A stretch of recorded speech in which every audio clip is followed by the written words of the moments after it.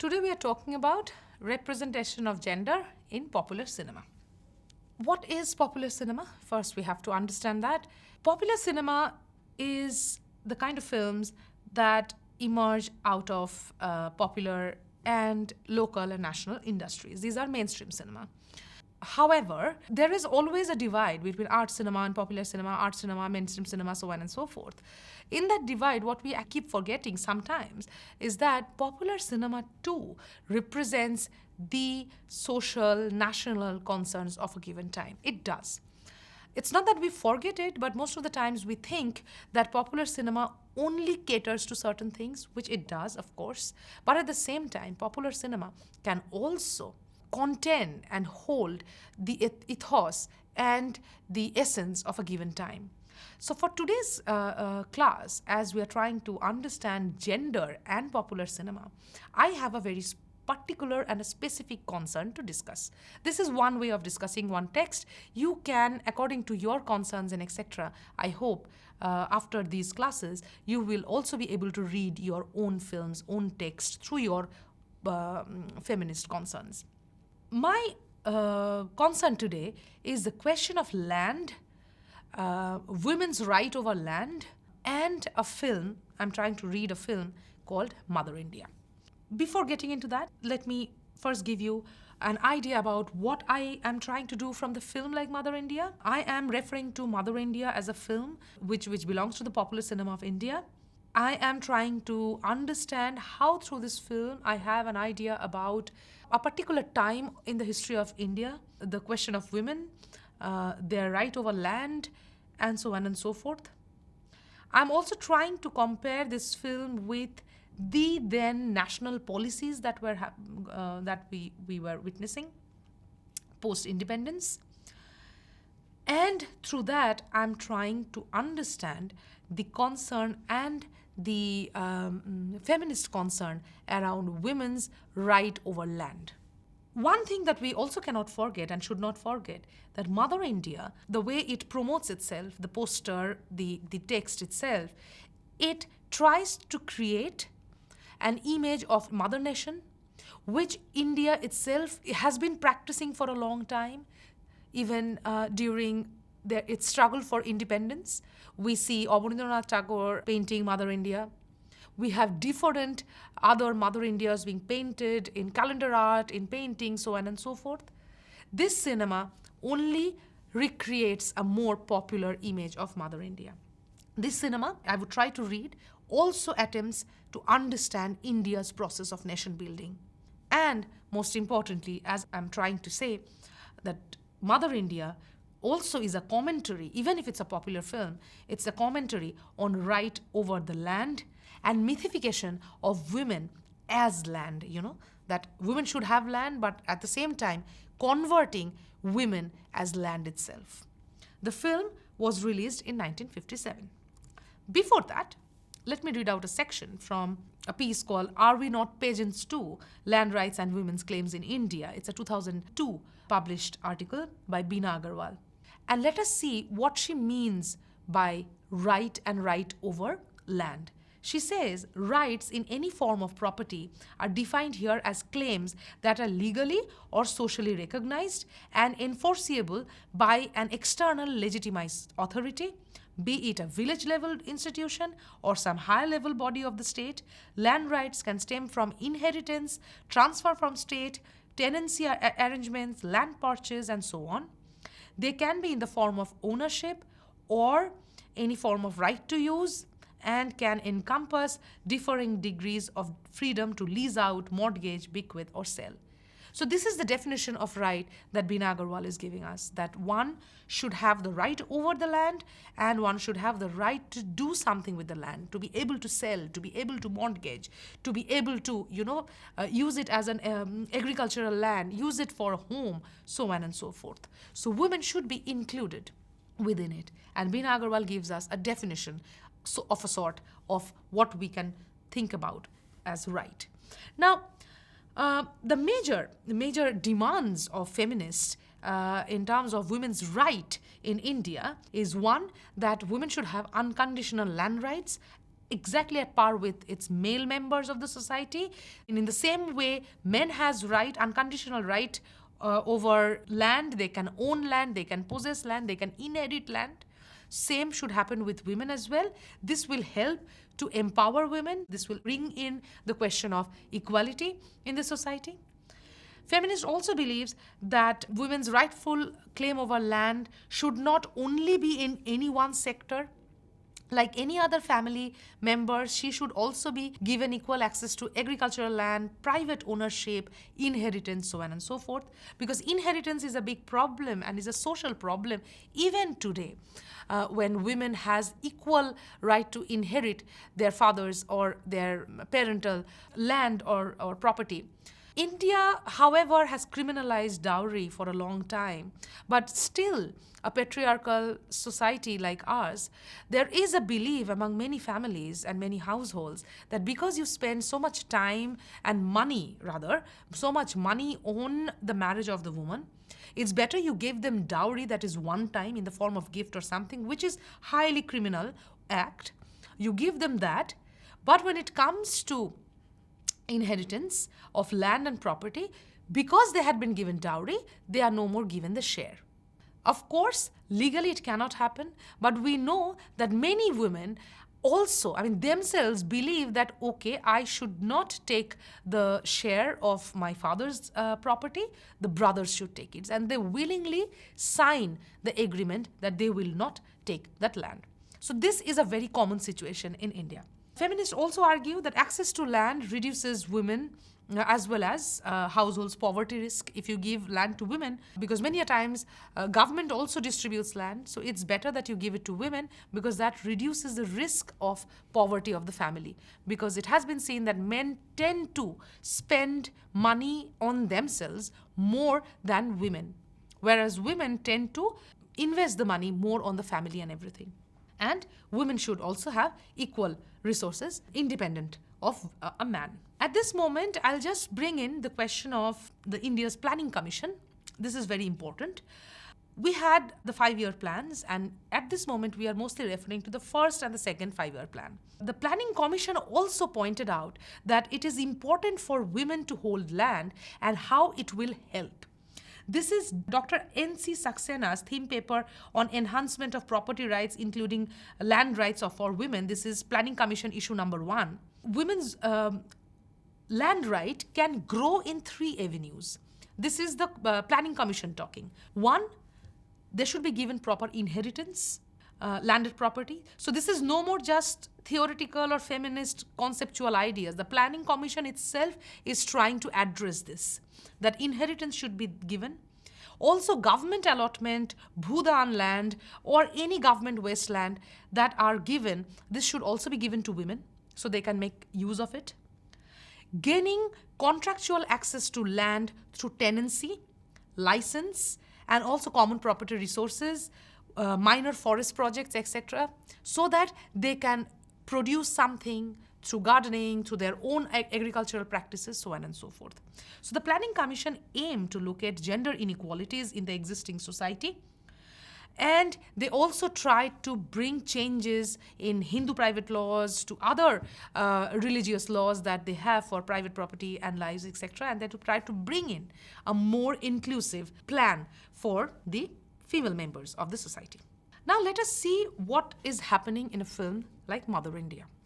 At this moment, I'm looking at a face, as you can also see, of Nargis, who's the star, and her character is known as Radha, as we'll see in the film. The film begins with this image. You find that the face of Radha is almost like the face of a land. A land that is coarse, a land that is rugged.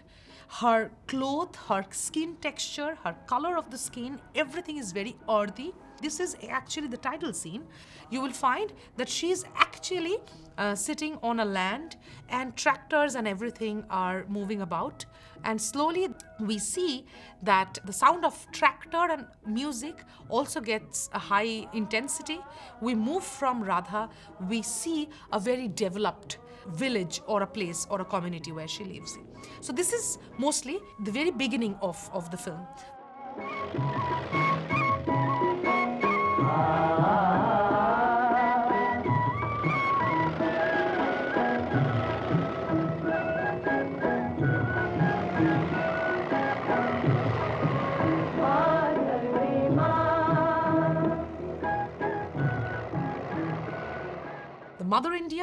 opens, the film Mother India opens with the face of a mother that almost looks like the Mother Earth, the land, and we see this is important because when I was saying that, in the sound, you can actually hear the sound of the tractor. This is important because India, in these two planning commissions, were moving from an agrarian society more towards a heavy industry-based developed society. In one hand, the first planning commission mostly relied on agriculture, and the second planning commission relied more on heavy industry.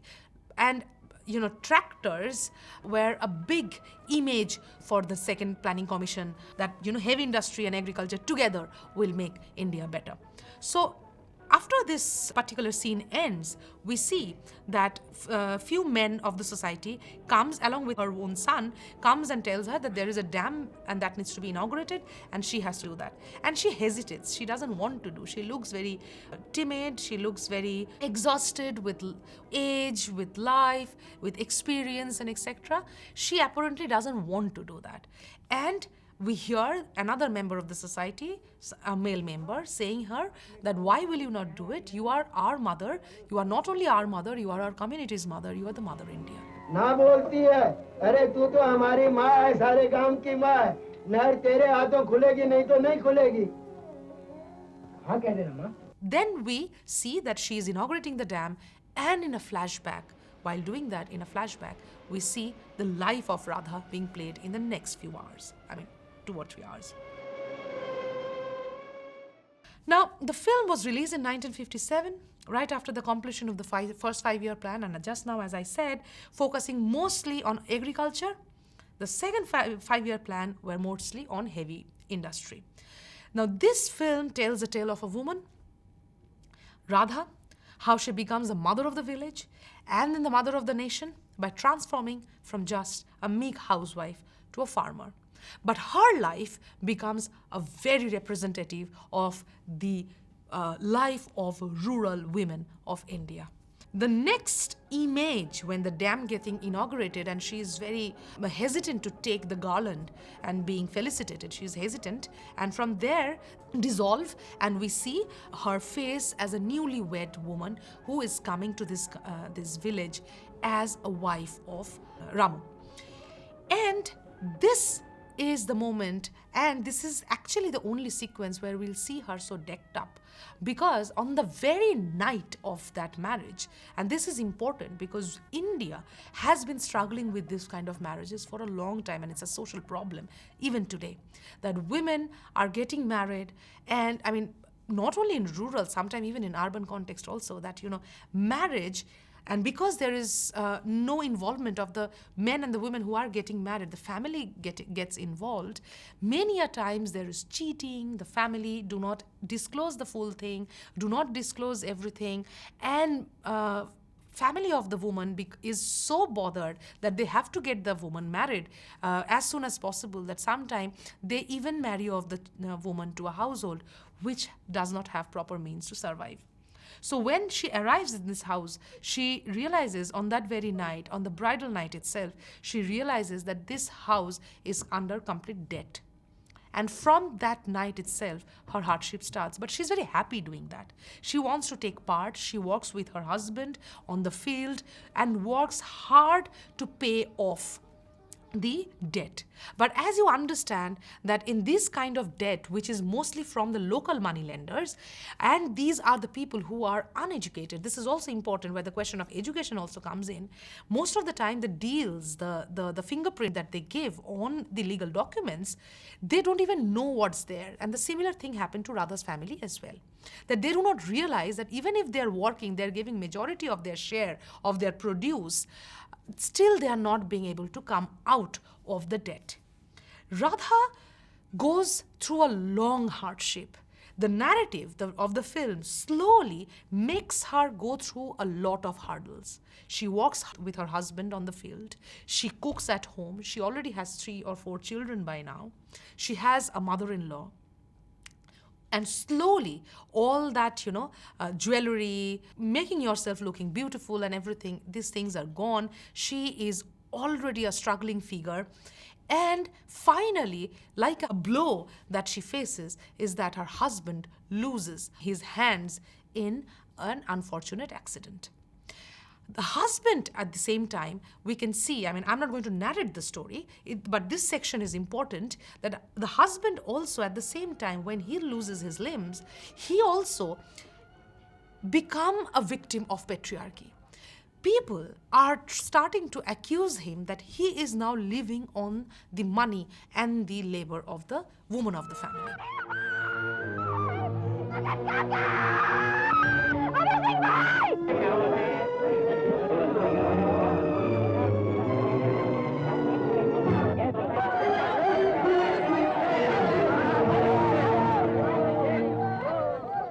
Now, this is important because this leads the husband to leave the household at a night when Radha was sleeping. And before going, what he does, he removes vermilion marks from her forehead. From this to the middle of the film, which will become actually the poster of the film altogether, we see that Radha not only faces hardship, she faces storm, drought, lack of food, etc. Even the local moneylender, Sukhilala, is also making unwelcome advances towards her. And then we see with her two sons, like a bull, she is plowing. And this particular image actually is becoming the poster of the film in the future.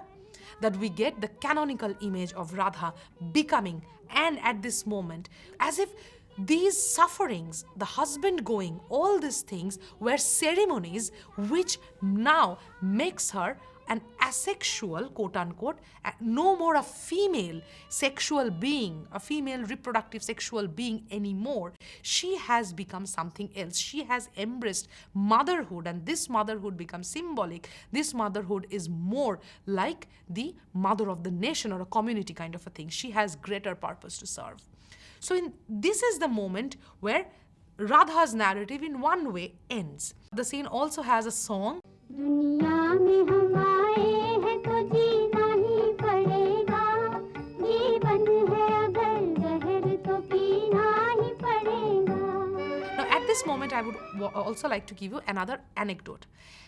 There is a superstition or practice, rather traditional practice, that women are never allowed to plow the land because the land is considered as feminine. The sowing the seed is something that a man is supposed to do. So however women work in the fields, they generally don't do that work. But for Radha, this is like a transgression. Because she is no more a wife to somebody, she is no more a sexual being. Her desires, her, the way she can take care of herself and everything has been sacrificed. She has as if become a man. Her femininity is all lost, as if now she becomes somebody who's more responsible, can almost take the responsibility of the whole nation, almost like the image of the Mother India that we find in our calendar arts and everywhere. Now, the film then moves towards the end, the next half of the film. The sons grow up. Radha has two sons. This is also very canonical of how we should understand a nation. That one son is very good, ideal farmer for the nation who will actually feed the nation in the future, who is the future of the nation. And Birju, on the other hand, is a bad boy. He's an outlaw. He doesn't listen to anyone. However, the mother loves him the most. Birju doesn't, or rather cannot be controlled. And Birju also becomes a dacoit by the end of the film. And also abducts the woman of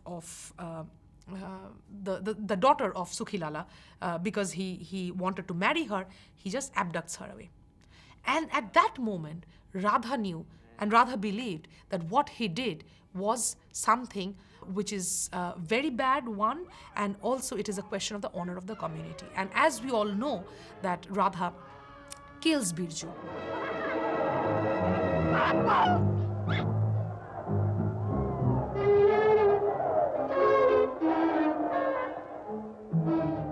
Birju, तेरा झगड़ा सुखी से था, सुखी खत्म हो गया। हट जा मेरे पीछे। बिरजू, माँ ने गांव वालों को जबान दी, मैं माँ की जबान पे मर जाऊंगा। रूपा को हाथ नहीं लगाने दूंगा।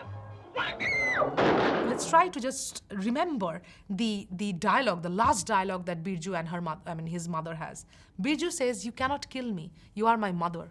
And Radha says, "I am a woman." And this is the final, this is almost the final moment where she ultimately, because all her motherhood, which was only for her children, has to be now sacrificed. Because now, so far, she has taken care of the family. But at this moment, now the nation is looking up to her. She says, Radha says, "I am a woman." Biju says, "I am your son." Radha says, "Rupa is a daughter of the village. She is my honor. I can give up my son, but honor." तू मुझे नहीं मार सकती, तू मेरी माँ है। मैं एक औरत हूँ। मैं तेरा बेटा हूँ। रूपा सारे गांव की बेटी है, वो मेरी लाज है। बिरजू, मैं बेटा दे सकती हूँ, लाज नहीं दे सकती। तुम मार सकती है तो मार, मैं भी अपनी कसम नहीं तोड़ूंगा।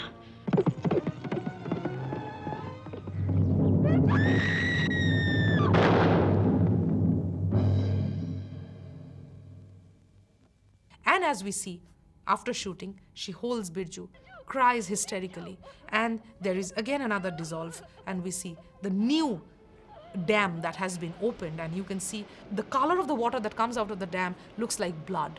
So it is as if, that so much of things we have to sacrifice to move forward to the development of a nation.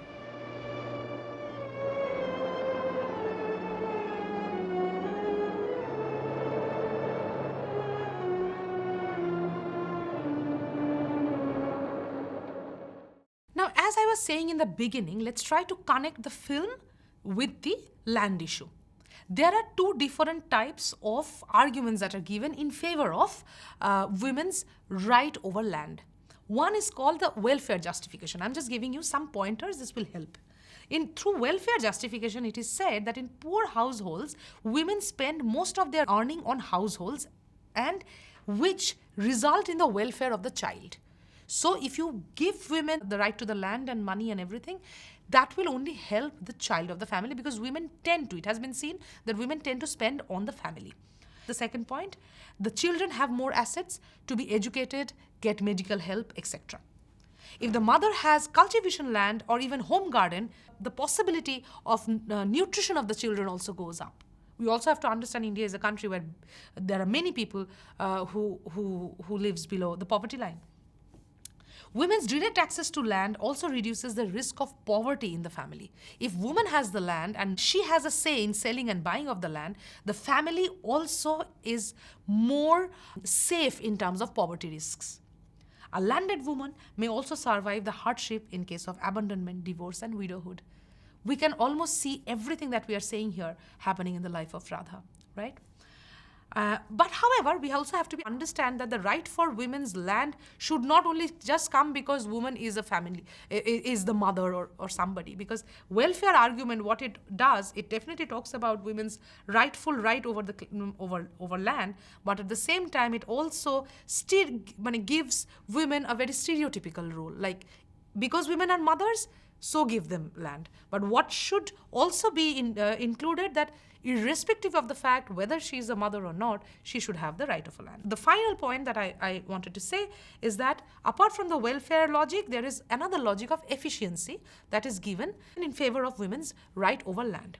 While talking about efficiency, it is said that women are generally more productive and efficient, which is why if they are given the land will be properly utilized more. I mean, if they are given some land or right to land, they will try to hold the land for longer time and will also try to produce more. The land right in the form of title, secure rights for women, it may help increase productivity, improving women's access to credit. Now, if you give a woman a land, that means the land is given legally to her. She has papers. Now she can even use that paper to gain credit for further small business or anything. So this will only give her more opportunities. It will give her a paper that will secure her rights.